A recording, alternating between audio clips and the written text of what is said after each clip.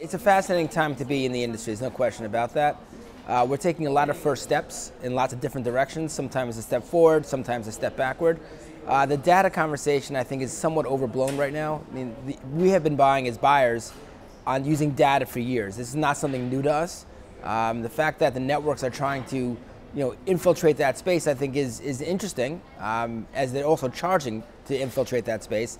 For the OpenAP, it's a 10% upcharge on your media costs, which they haven't really talked about a lot.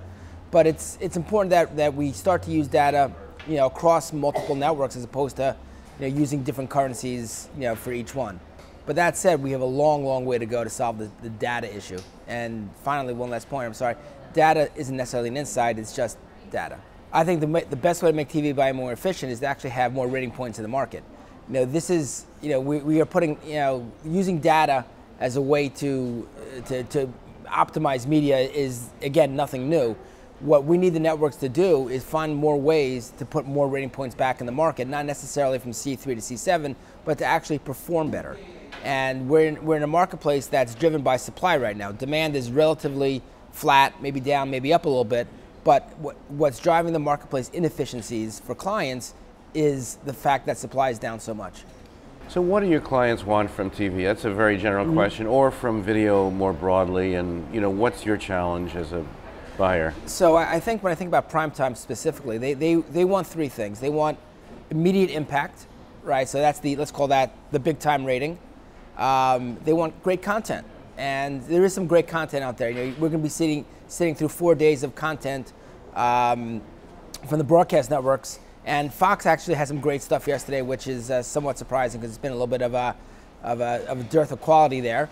But there's great content on the air. Not even forget about Netflix and forget about some of the other pay-for-play companies. There's great content on the broadcast networks. What we need, though, is to maintain that impact, have great content, and have the time of day reaching the audience between 8 and 11, where it's more difficult to reach some of the audience.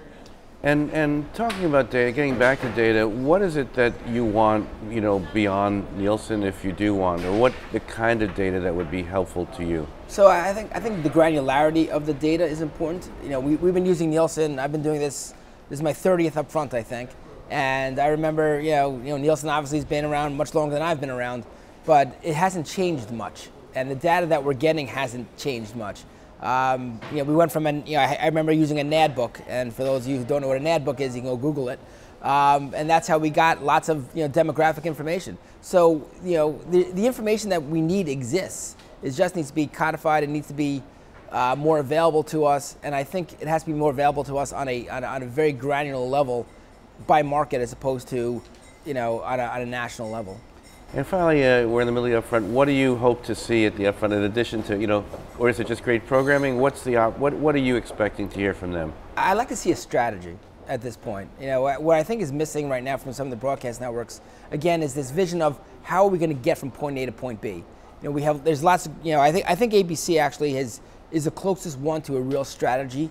Their sitcoms look very similar. They're family-friendly sitcoms with a little bit of a twist. Right, it stems from the Modern Family and works all the way through their programming and sitcoms. The dramas tend to look similar, right? They're female focused, high impact, and they're great dramas. So they kind of know where they're going.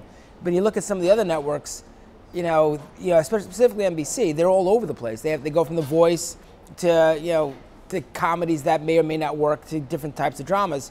So I think NBC is a little bit lost, even though they tend, with football and Olympics, and a lot of their real estate is cluttered with other things. I think NBC has a little bit of a way to go, and of course CBS has their model built out kind of perfectly.